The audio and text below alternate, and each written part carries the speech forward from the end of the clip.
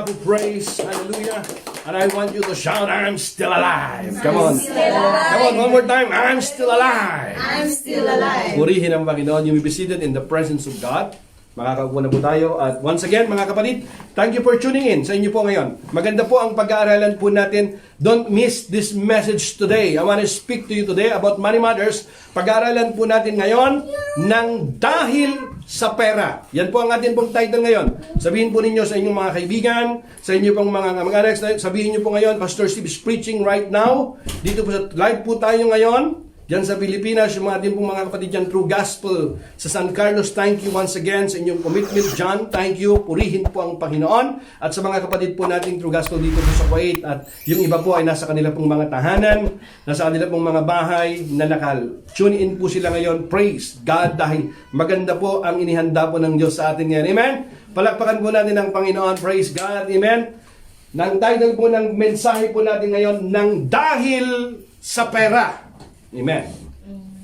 Alam niyo mga kapatid, sa Biblia, ito po ang sinasabi po ni Lord Jesus sa atin. In Matthew chapter 6:24, ang Panginoong Hesus po ang nagsabi po rito, no one can serve two masters, for you will hate one and love the other. You cannot, no one can serve two masters, for you will hate one and love the other. You will be devoted to one and despise the other. You cannot serve God and be slave to money. Hindi ka makapaglingkod sa dalawang Panginoon, sabi ng Panginoon. Sapagkat iibigin mo ang isa at ang isa naman ay iyong kapupuutan. Paglilingkuran ng tapat ang isa at ahamakin ang ikalawa, hindi ninyo maaaring paglingkuran ng pareho ang Diyos at ang kayamanan. Ang sabi po ng Diyos, hindi ninyo maaaring paglingkuran ng pareho ang Diyos at ang kayamanan, or mamot, or ang pera, o ang kayamanan, ang Diyos o ang pera. Mga kapatid, nang dahil sa pera. Alam po natin, nang dahil sa pera, mga kapatid, ay marami po ang mga nasirang relasyon. Nang dahil sa pera, marami namang naayos na relasyon. Nang dahil sa pera, mayroon pong naayos ang buhay at mayroon namang nasira ang buhay. Nang dahil sa pera, yan po ang pag-uusapan po natin ngayon. Let us pray. Father God, we thank you. We thank you that your word are life and spirit. As I'm going to preach your word today, give me honest conviction, clear speech so that I may preach your word without compromise, as you said in your word, not by might nor by power, but by my spirit, says the Lord of hosts, to bring glory and honor to your name alone, in Jesus' name. Amen. Amen. Mga kapatid, marami pong aral na mapupulot po natin, matutunan po natin, patungkol sa pananalapi pagdating po sa pera. Mga kapatid, ito ang isang katotohanan. Kapag maraming kang pera, marami kang magagawa. Kapag kukunti ang iyong pera, kukunti din ang iyong magagawa. Yan ang isang katotohanan eh. Kapag marami kang pera, mas maimpluwensya ka. Pwede kang magkaroon ng maraming kaibigan, maraming mga kasamahan. Pwede kang marami kang gawin, pwede kang magawa. Dahil marami kang pera kaysa kukunti ang iyong pera. Isa pong katotohanan nito, reality dito, na hindi natin maiiwasan. Pero alam niyo po ba mga kapatid, nang dahil sa pera, asawa, trabaho, gamot, bahay, edukasyon, relasyon o kasalanan. Nang dahil sa pera mga kapatid, marami pong mga bagay na nagawa. Kung gusto nyo, kayo ang magdadagdag nito. Nang dahil sa pera, ang mag-asawa ay nagkahiwalay. Ang pinag-aawayan nila na ngayon lagi ay pera. Pero nang dahil sa pera naman, nasolusyonan yung kanila pong problema sa pera. Amen? Mayroong pamilya ngayon na nagmamahalan, na laging magkasama. Very sweet po sila. Pero nang dahil sa pera, kailangan pong lumayo ang isa. Tulad po natin ngayon, na tayo pong mga OFWs. Alam po natin ang atin pong mga presidential candidate ngayon, ang kanila pong mga presidential interviews nila, hindi po nila maiwasan na hindi pag-usapan ang buhay ng OFWs. Lahat po sila ay binigyan po ng katanungan isa-isa kung ano po ang kanila pong plano sa atin na mga OFWs. Dahil ito po ay, bagamat sa atin pong GDP ay malaki po ang naitutulong, pero alam din po natin ito na marami rin pong mga consequences na dapat pong masolusyonan, matugunan ang matagal ng atin pong pinagdaraanan pong mga problema. Mga problema ang pinagdaraanan ng mga OFWs. Am I right, mga kapatid? Amen. Nang dahil sa pera, trabaho. Kahit minsan ayaw mo yung trabaho, pero napipilitan kang gawin mo yung trabahong ito. Pero dahil gusto mong kumita ng pera, nang dahil sa pera, gusto mong bumili ng gamot na ito, pero hindi mo man lang mabili ang gamot na ito. Nang dahil sa pera, gusto mong magkaroon ng bahay, mabigyan ng bahay ang iyong mga anak, ang iyong mga mahal sa buhay. Hindi mo magawa. Nakikita na ka na lamang kahit hindi mo gusto na makitira, pero wala kang magawa. Nang dahil sa pera, gusto mong bigyan ng magandang edukasyon ang iyong mga anak, gusto mong makapag-aral, pero hindi mo magawa. Nang dahil sa pera, yung relasyon ninyong isang maganda, hindi kayo magkasundo sa pera, nasira. Wala kayong ibang pinag-awayan, kundi pera. Nang dahil sa pera, ikaw ay kumapit sa patalim na hindi dapat. At mga kapatid, kayo na po yung magdagdag ng iba.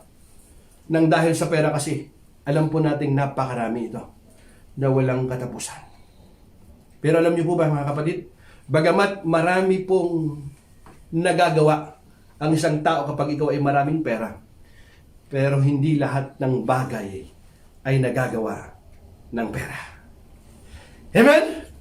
Sabi mo sa iyong katabi, hindi lahat kayang gawin ng pera. Hindi lahat. Amen? Are you with me, mga kapatid? Amen. Amen? Praise God! Are you ready? Amen. Not because you have a lot of money, you can do a lot of... Yes, indeed, you can do a lot of things. Not everything, but not everything you can do because you have a lot of money. There are things that you cannot do even you have money. Let's read kung ano po yung inunang dito. 20 things money can't buy. Love. You see it? Pwede mong mahalin ng mag-ibig. Hindi. May pera ako, kailangan mahalin mo ako. Kailangan mahalin mo ako lahat sa mulut ka. You cannot do that eh. Amen? True friends. You can have a lot of friends because you have a lot of money, but very seldom to find a few friends.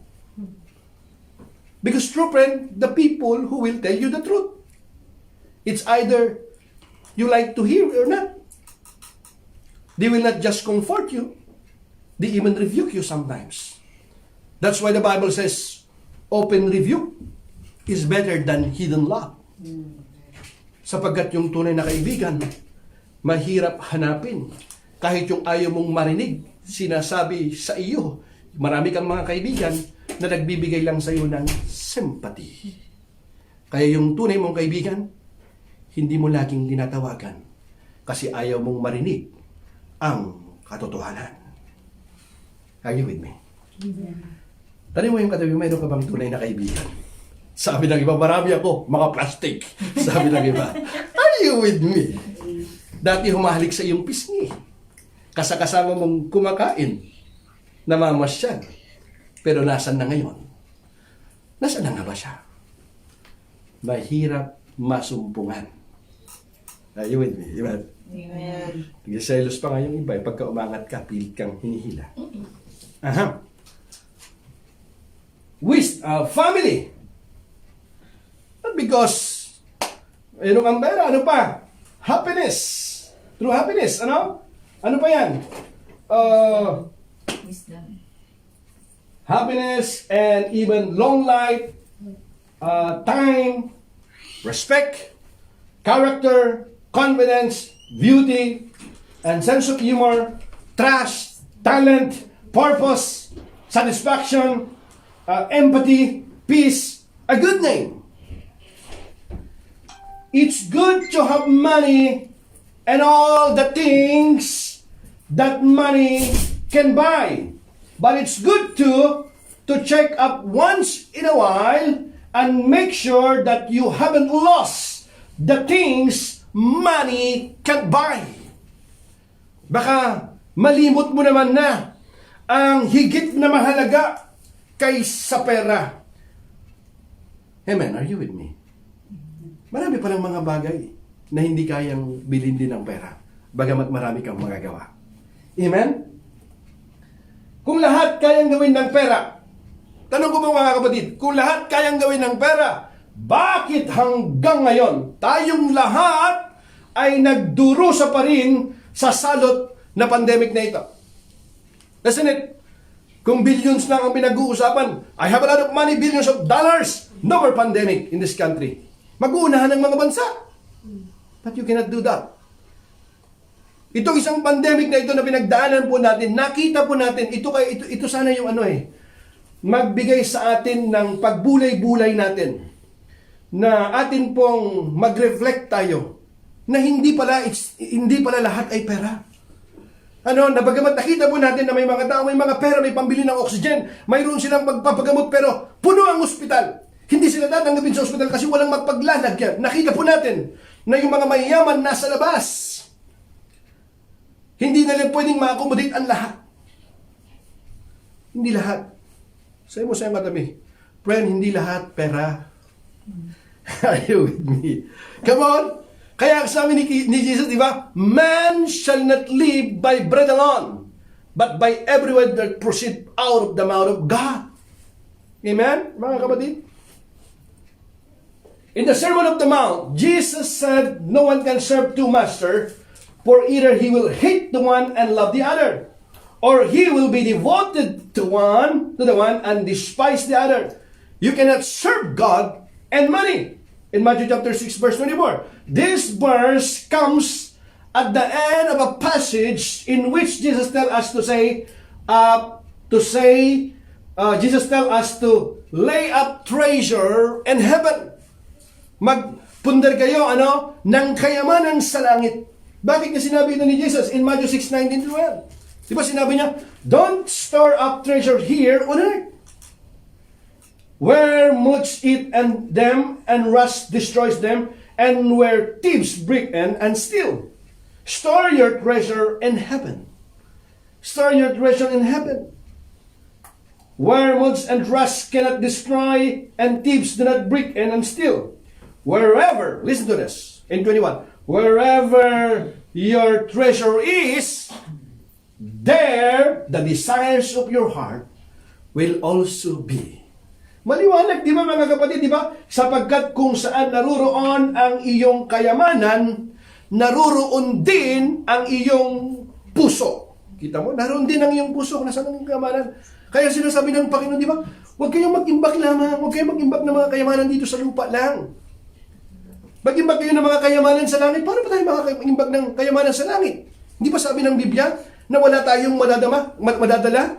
Pag tayo ay pumano sa mundong ito, hubad kang dumating sa mundong ito, hubad ka ring aalis dito. Wala kang madadala, pero paano tayo makakapag-ipon ng kayamanan sa langit kung wala tayong madadala? Di ba sabi ni Jesus? Di ba? Nung ako'y nasa ospital, dinalaw mo ba ako nung magkasakit ako? Nung ako'y nasa kulungan, nung ako'y walang damit na masuot, walang makain, nung ako ay di ba in Matthew chapter 24 makikita natin nakasulat po yon? Hindi tatanong sa Panginoon sa iyo, anong tinapos mong education? Graduate ka. Good. Marami kang naipong dinar. Manager ka. No. He will not ask you what education you kung anong natapos mo, kung ano ang how much, kung gaano karami ang titulo ng lupa mo, kanyang kakapal, marami kang mga lupain, hindi mo madadala ang lahat ng yan. Pero pwede kang mag-ipon ng mga kayamanan sa langit, sa mga bagay na mga espiritual na maganda. At ang sabi ng Panginoon, nung ginawa mo ito sa mga abang mga lingkod kong ito, sa akin mo ito ginawa. Sigurado kahit yung isang basong tubig na yon, na iyong ibinigay, you will not lose your reward. Hallelujah!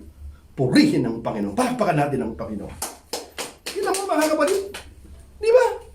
Hindi po nalilimot ng Panginoon eh. Pero yung mga tao ngayon, asyado tayong abala.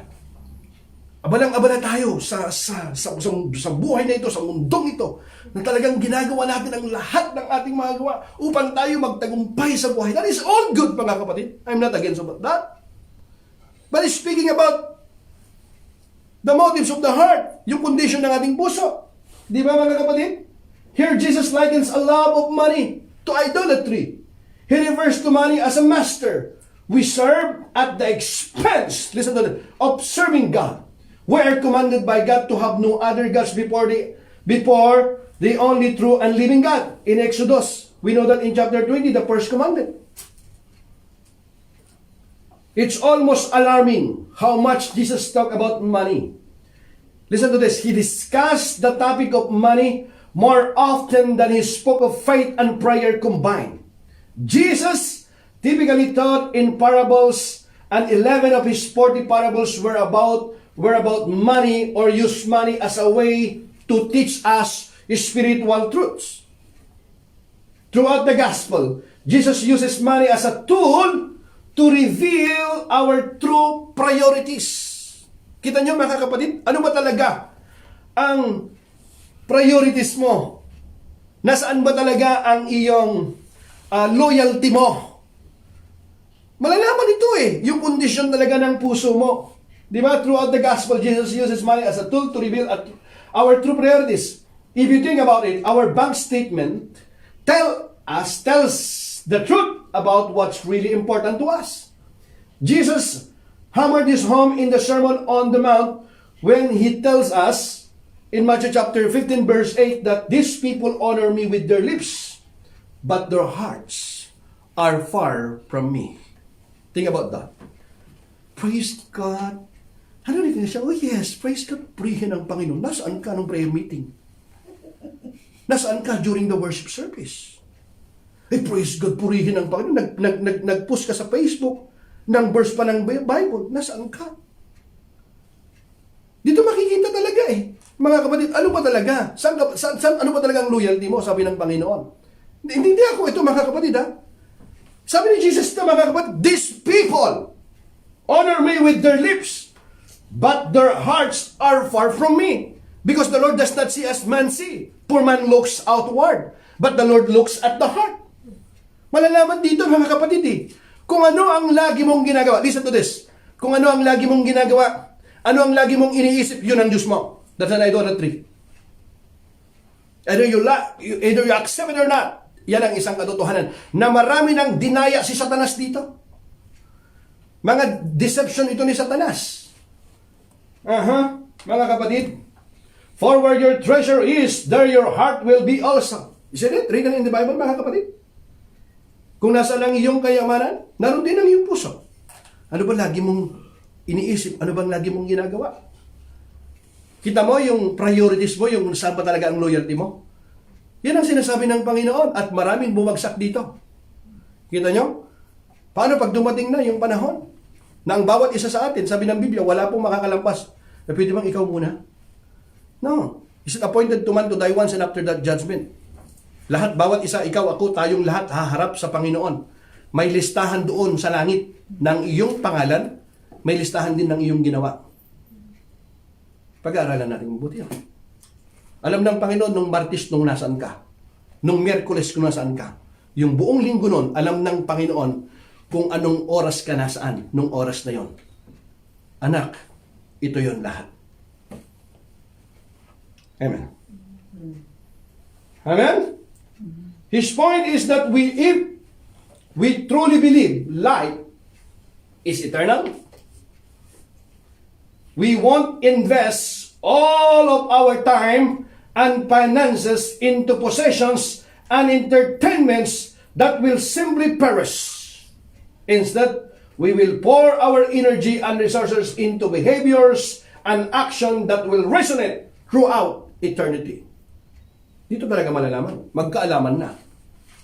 Saan mo ba talaga inuukol ang iyong panahon at lagi mong gustong-gusto mong gawin sa mundong ito? These people honor me with their lips, but their hearts are far from me. Are you thinking about mission program? Are you thinking about the expansion of the kingdom of God? Are you thinking about salvation, yung kaligtasan? If you really believe that there is life after death, ano yung ginagawa natin? Hindi ba ang daming na mga nalinlang si Satanas dito? Na ipinapakita sa atin na para bang ang buhay hanggang dito na lamang? Di ba? Ito yung gusto-gusto ng tao eh. To Jesus, money almost operate as a rival God. Kaya alam niyo mga kapatid, nagturo si Jesus. Alam niyo po ba si Jesus, nagturo po siya ng patungkol sa pera, tungkol sa kayaman, more than heaven, more than hell, more than prayer, more than faith, more than all of this teaching. Jesus taught itong teaching na ito about money, possessions. Kasi alam ng Panginoon na maraming mga nalinlang, maraming mga nadaya si Satanas. Di ba sinubukan ito ni Satanas? Di ba?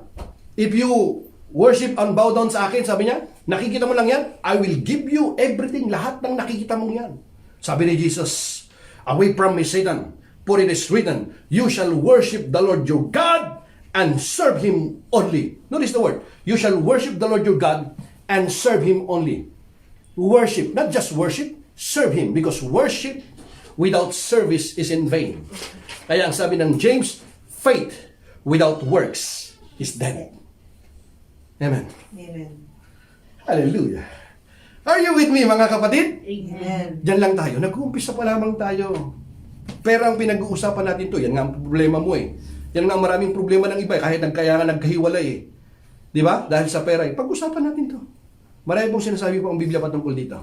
Amen?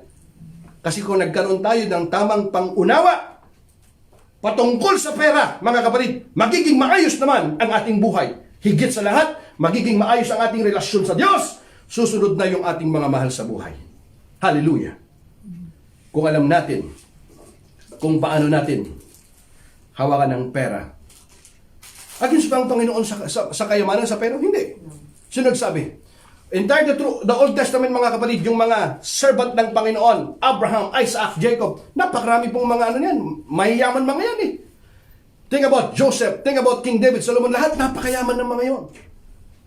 Pero lingkod po sila ng Panginoon. Hindi kasi against ang Panginoon. Ang problema kasi kung paano mo hinahawakan ng pera kung nasa iyo na. Si Job, alam po natin in the latter days of Job, nadubli pa yung kanyang kayamanan. Bilyonaryo ang mga to. Pero lingkod po sila ng Panginoon. Hindi against ang Panginoon. Sa pera, pero alam ng Panginoon na yan ang isang malaking dahilan bakit yung tao nalilindang, nadadaya dahil sa pera. Amen? The truth is that the God money invites us to worship is really ourselves as we indulge in our own comfort and pleasure. Money and salvation. Let's talk about money and salvation. Amen? Now, two gospel stories that reveal the complicated relationship between faith and finances. In Luke chapter 9, 19, we meet Zacchaeus as a tax collector who has made himself wealthy by cheating his fellow Jews. Think about that. Bakit? Saan na ito nagtatrabaho to? BIR to eh. Hindi naman lahat, mga kapatid eh. Naniningil to ng buwis eh. At hindi lamang siya collector, siya yung chief tax collector, boss siya. Siya yung boss. Kaya, siya eh, yumaman siya talaga eh. Mabilis yung kanyang pagyaman talaga. At, after a brief interaction with Jesus, Zacchaeus makes the following commitment. Look, Lord, here and now I give half of my possessions to the poor. And if I have cheated anybody out of anything, I will pay back 4 times the amount. Ika-4 na beses niyang mabayaran kapag siya ay may dinaya. Ganun po siya. At ang sabi niya, Jesus' immediate response is, today, salvation has come to this house. Kita niyo mga kapatid? Naligtas si Zacchaeus dahil nagbigay siya ng pera? Hindi mga kapatid. Naligtas si Zacchaeus kasi na-encounter niya si Jesus. If you read the context, mga kapatid, kung pupunta natin ang kwento na yan, si Zacchaeus, narinig niya ang patungkol kay Jesus. At nang marinig niya patungkol kay Jesus, ang sabi po ng Biblia, siya po ay pumunta doon para makita niya lamang niya, masulyapan man lamang niya si Jesus. Pero, at alam po natin, sabi ng kwento, that mayroon pong crowd, nagkakasiksikan ng mga tao. Di ba? Kung maraming crowd, sasabihin ng iba, hindi na tayo. Saka na lang ako pupunta kasi daming tao. Maganda sana dyan, pero wag na muna ngayon. Kapag mayroong mga hindrances, pero ang ginawa ni anong ginawa po niya? Sabi po ng Biblia, he climbed yung sycamore tree. Siya po ay umakyat. Bakit siya umakyat? Kasi pandak daw siya, sabi po ng Biblia. Hindi po sinabi kung anong height niya, pero sigurado tayong sabi ng Biblia, siya po ay short man. Siya po ay pandak. Sabi po ng Tagalog. Kaya po siya umakyat. At nung umakyat po siya ng puno, sycamore pa, medyo mayabong pa yun, medyo matinik-tinik pa. So, umakyat po siya. At nung padaan na si Jesus, alam niyo po, sabi po ng Biblia, tumingin si Jesus, sabi niya, Zacchaeus, bumaba ka dyan. Kasi pupunta ako ngayon sa iyong bahay. Hallelujah. Purihin. Wala po siyang appointment, mga kapatid. Pero alam ni Jesus, kung sino yung nasa taas, alam niya mismo yung kanyang pangalan. Pupunta ako sa iyong tanan. Tuwan-tuwa po siya doon, mga kapatid. At hindi pa nagpipreach si Jesus, mga kapatid. Ang sabi niya, ngayon, sabi niya, yung kalahati ng aking kayamanan at lahat ng mga nadaya ko, ibabalik ko sa kanila. At today, sabi ni Jesus, salvation has come to this house. Bakit? Na-encounter niya si Jesus. If you truly encounter Jesus sa iyong buhay, mayroon pong manifestation ng Holy Spirit. There is a transformation. Kaya ang sabi ni Jesus, di ba? These people honor me with their lips, but their hearts are far from me. Hindi lamang dahil doon sa sinasabi mo, mga kapatid, alam ni Jesus ang tunay na laman ng puso natin. Amen. Are you with me? Amen. Nakita natin, mga kapatid, purihin ng Diyos. Praise God. Compare this reaction to the response to a young man who comes to Jesus for advice. He falls at Jesus' feet asking what he must do to inherit eternal life. Panginoon, pasikat pa siya nung una, patakbo siya paluhod pa siya. Mabuting guro, ano yung dapat kong gawin upang magkamit ng buhay na walang hanggan? Napagandang tanong, di ba?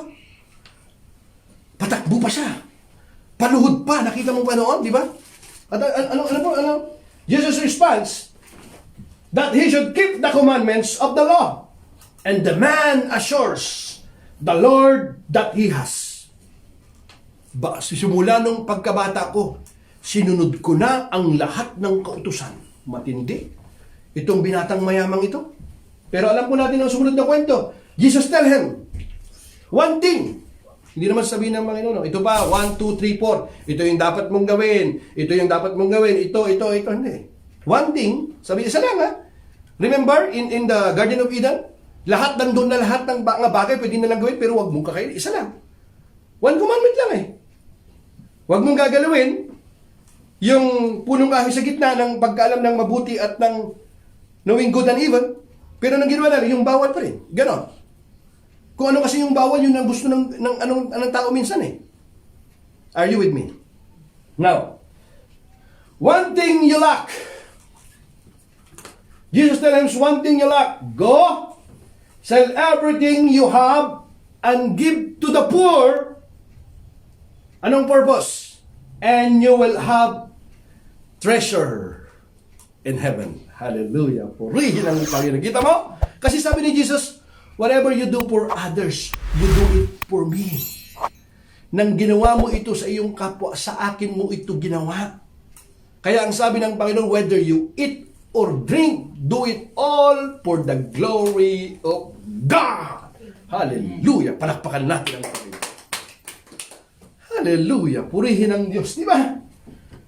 Sabi niya, one thing you lack, go sell everything you have and give to the poor and you will have treasure in heaven. Tapos ito pang napakagandang opportunity. Then come, follow me. Remember? Lahat ng mga naging disipulo ng Panginoon, He's giving an invitation to be Jesus, one of His disciples. Isa sa mga maging disciple ni Jesus. Think about that invitation. Pero alam po natin ang nangyari, mga kapatid, di ba? We're told that he went away sad because he had great wealth. Sad. Nalungkot siya. Sino ba naman talaga kung sinasabi mong sumusunod ka? Pag-ibig sa kapwa yan, yung pagtulong, magkakaroon ka ng kayamanan sa langit. At alam mo, pag naging generous ka, lalo ka pang pagpapalain ng Panginoon.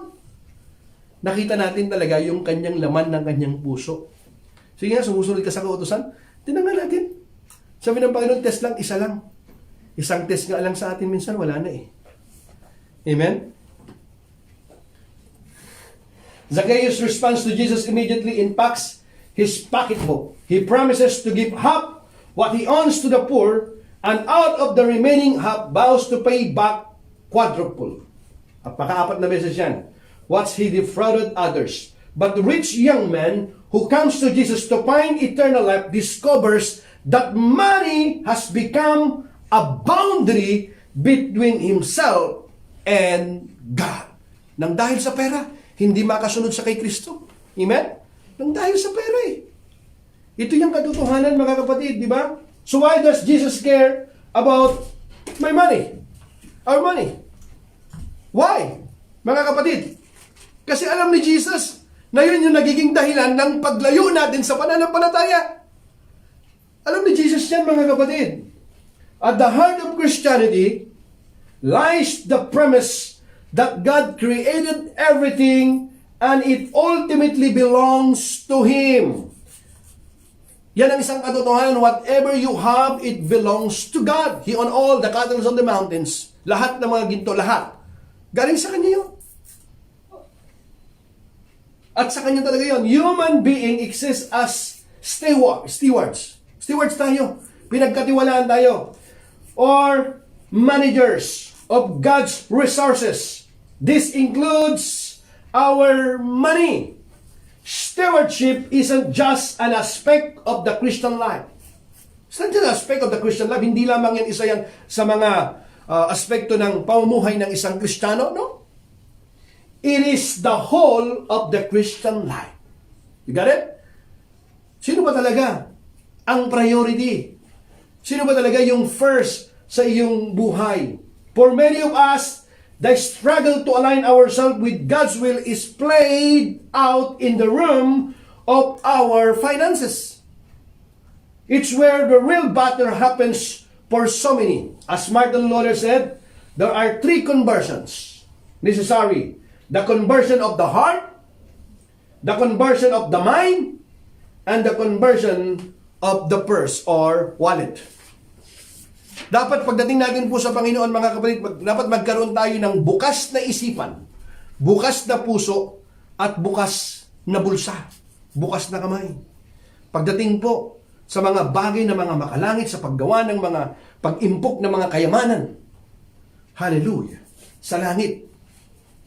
Proverbs chapter 30 verse 7 to 9. Kita mo, magandang ano niya. Oh God, I beg two favors from you. Let me have them before I die. First, dalawa daw niya, help me never to tell a lie. Ano yung kanyang request na? Praise God, sipin mo yung request mo, ganyan. Second, give me neither poverty nor riches. Give me just enough to satisfy my needs. For if I grow rich, I may deny you and say, who is the Lord? And if I am too poor, I may steal and thus insult God's holy name. Hallelujah. Purihin ang Panginoon. Di ba? Maraming mga tao, di ba, na sabi niya, Diyos ko, may ihilingin akong dalawang bagay bago ako mamatay. Kita mo kung meron kang gustong hihilingin sa Panginoon? Ano yung dalawang bagay? Ano, kung bibigyan ka ng pagkakataon na hilingin sa Panginoon? Alam mo, napakaganda ito. Nagayahin natin. Di ba, simple lang ang minsan, ang hinahanap ng tao yung simpleng payak na buhay lamang. Amen? Sabi niya, Diyos ko, may ihilingin akong dalawang bagay bago ako mamatay. Kasi alam niya, yun ang patutunguhan natin eh. Huwag akong hayaang maging sinungaling. Kita mo? Pag-aralan natin, bakit yun ang kanyang kahilingan. Huwag mo akong hayaang maging sinungaling. Yun yung una. Pangalawa, huwag mo akong payamanin upang paghirapin. Huwag daw siyang payamanin o paghirapin. Sabi niya, sapat na pagkain lamang ang ibigay mo sa akin. Sapat lang na pagkain ang ibigay mo sa akin. Baka kung malagana ako ay masabi kong hindi na kita kailangan. Baka naman kung maghirap ako'y matutong magnakaw at pangalan mo'y malapas tangan. Kita mo yung kanyang kahilingan, mga kapatid. Bakit kaya yung kanyang kahilingan niya? Yung about lie. Alam niyo kung bakit? Sabi kasi ng Biblia, mga kapatid, tingnan natin ha. Sabi ng Biblia, thieves are jealous of each other's loot, but the godly are well-rotted and bear their own fruit.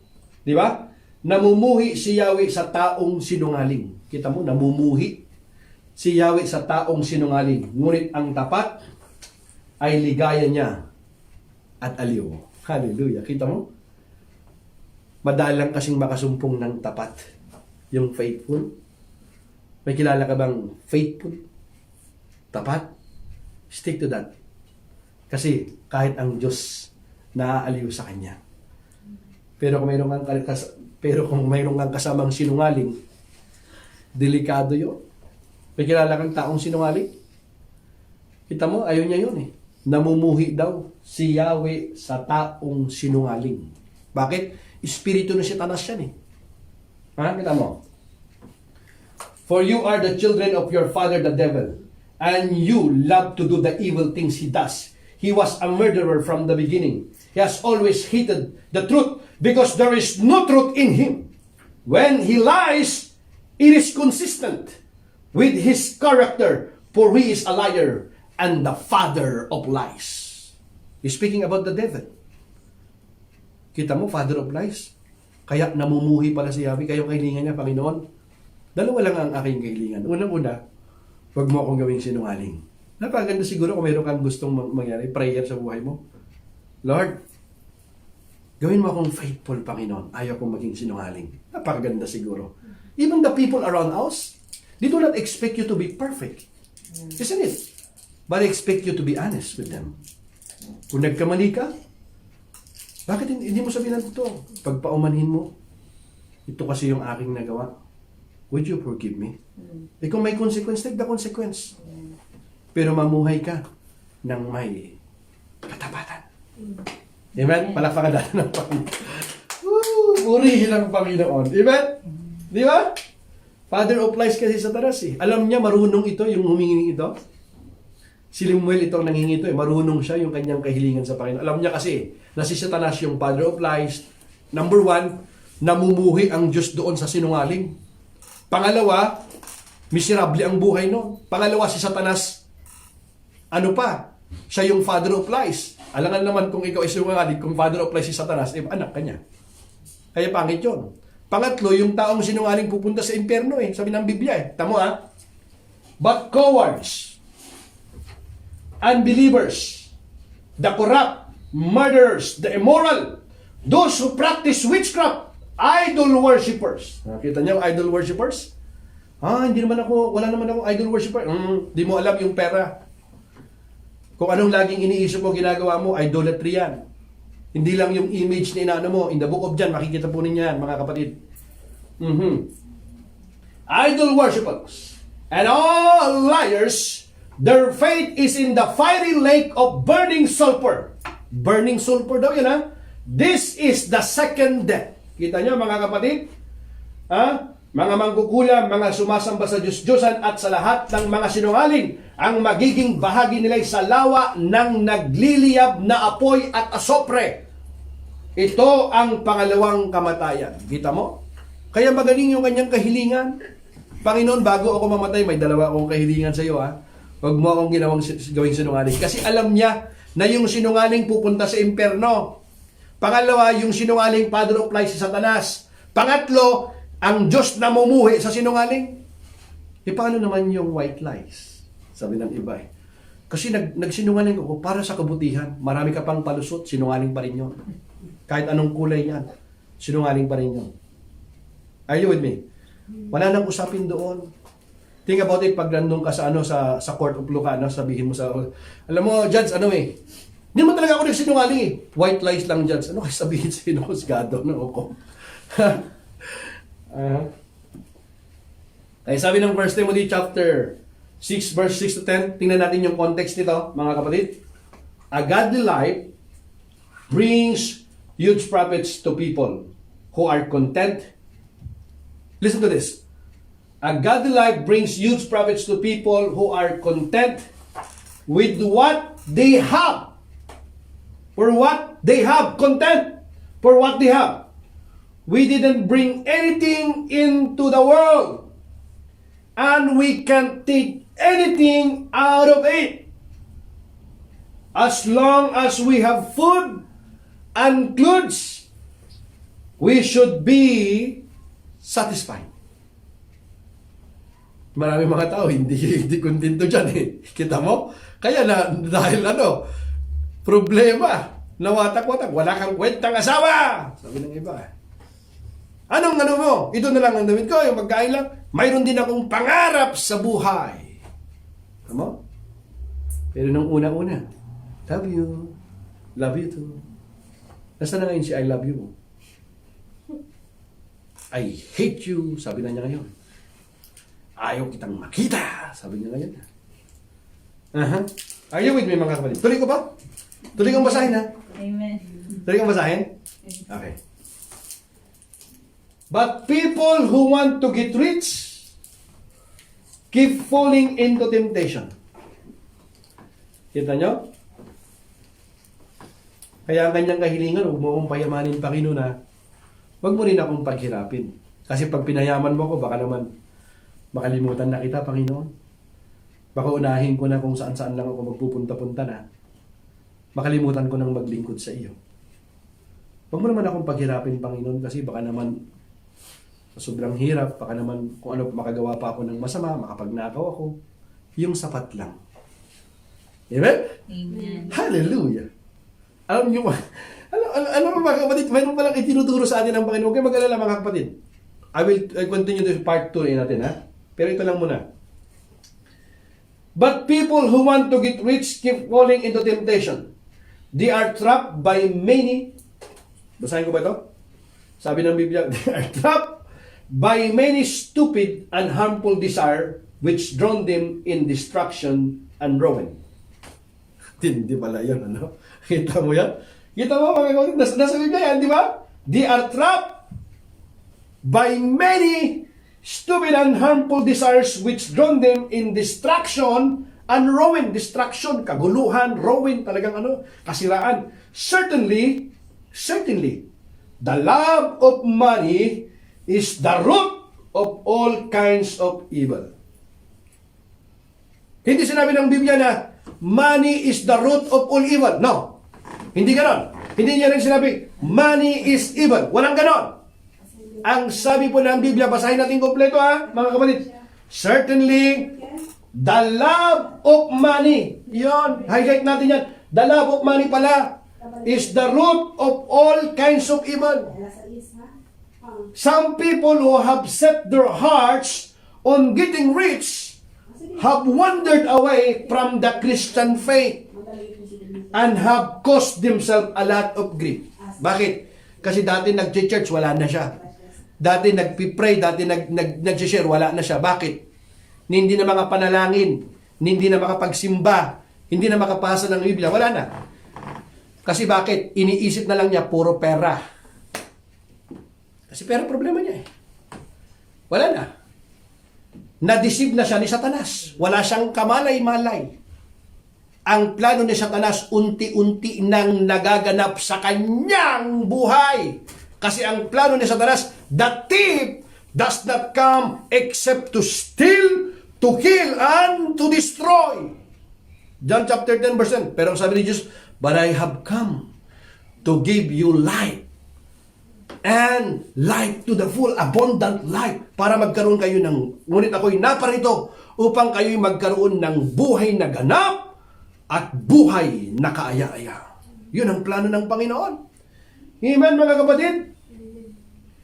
Kaya ang sabi ng Hebrews chapter 13 verse 5 to 6, Don't love money. Be happy with what you have. Because God has said, I will never abandon you or leave you.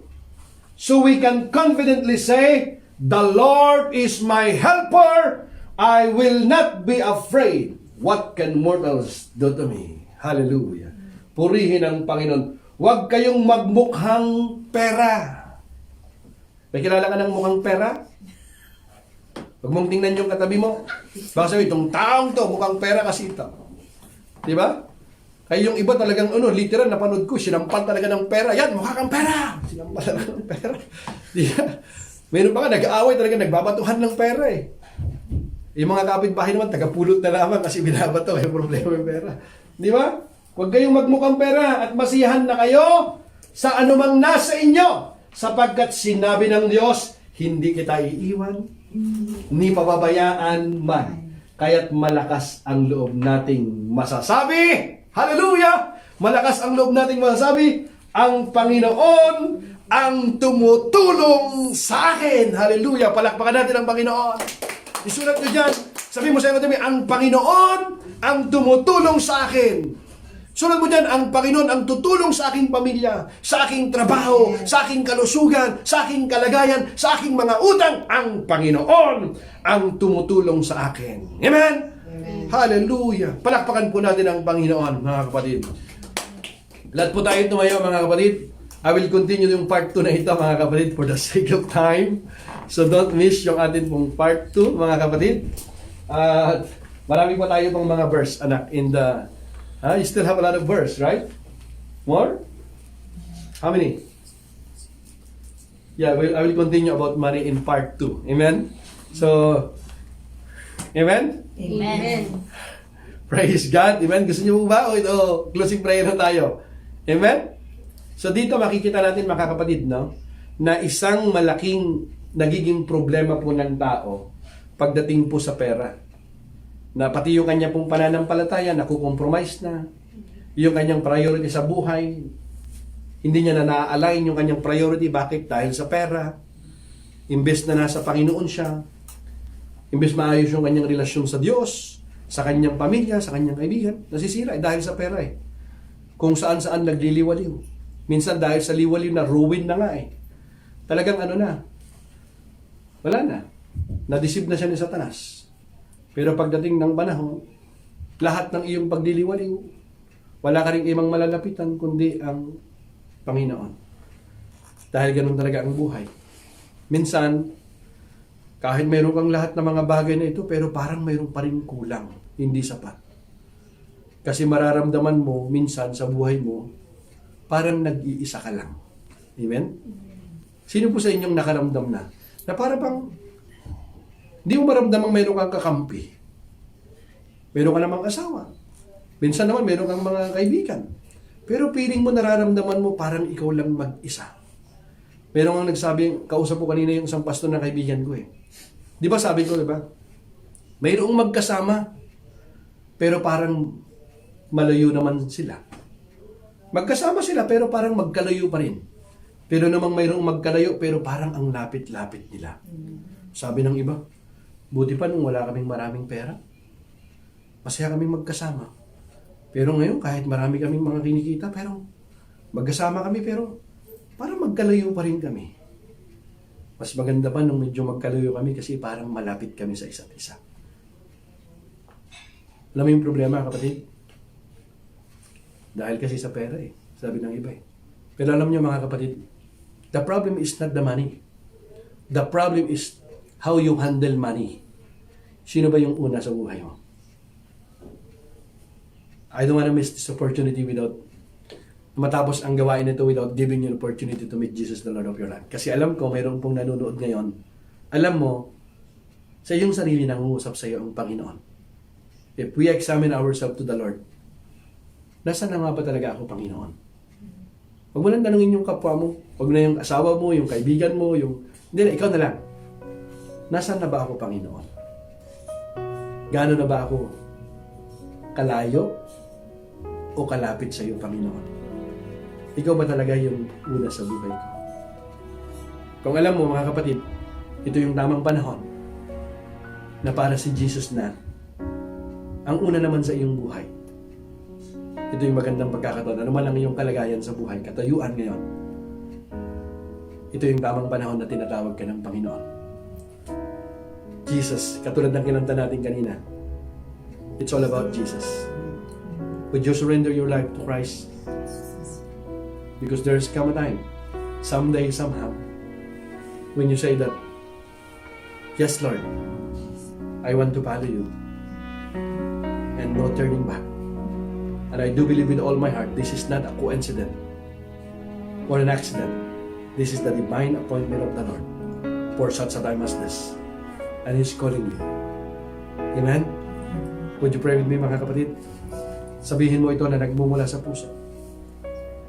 Every head bow and eye close. Ikaw man ay nandyan sa iyong sopa, nandyan ka man sa iyong kwarto ngayon, nanonood ka ngayon, kinakausap ka ng Panginoon. Pikit mo ang iyong mga mata sa oras na ito. Yumuko ka, taas mo ang iyong kamay. Handa ng pagsuko mo sa Panginoon. Do you know what? Everyone Jesus called in the Bible, He called him publicly in front of many people. Kapatid, habang nakataas ang iyong kamay sa oras na ito nakayuko, sabihin mo ito na nagmumula sa puso ng malakas. Sabihin mo, dakilang Diyos, sa oras na ito, humihingi ako ng tawad sa aking mga kasalanan. Kinikilala ko, Panginoon, ang iyong ginawa sa krus ng Kalbaryo. Ikaw ay namatay at muling nabuhay. Panginoong Hesus, maghari ka bilang aking Panginoon at tagapagligtas ng aking buhay. Marami pong salamat sa iyong pagpapatawad at sa pagliligtas. Itong aking dalangin na nagmumula sa puso. Sa pangalan ni Jesus. Amen. Kapatid, kahit gaano kaiksi, kahina ang panalangin na yan, narinig ng Diyos ang panalangin mong yan. At yan ang pinakamagandang desisyon na ginawa mo sa iyong buhay nang tanggapin mo sa Jesus bilang iyong Panginoon tagapagligtas. At dahil dyan, maraming mga anghel ngayon ng Diyos ang nagkakasiyahan ngayon. At upang ikaw ay lumago sa iyong pananampalataya, umpisahan mo, mga kapatid, na magbasa ng kanyang salita. Kung ikaw ay bago, umpisahan mo sa aklat ng John. At make sure, kapag maluwag na pwedeng mag-church, go to church. At ipamalita mo ang kabutihan, ang pagliligtas na ginawa ng Diyos sa iyong buhay. Pamalita mo sa iyong mga kaibigan, lalong-lalo na sa iyong mga mahal sa buhay, and your life will never be the same again. Would you raise your hand to receive the blessings of the Lord?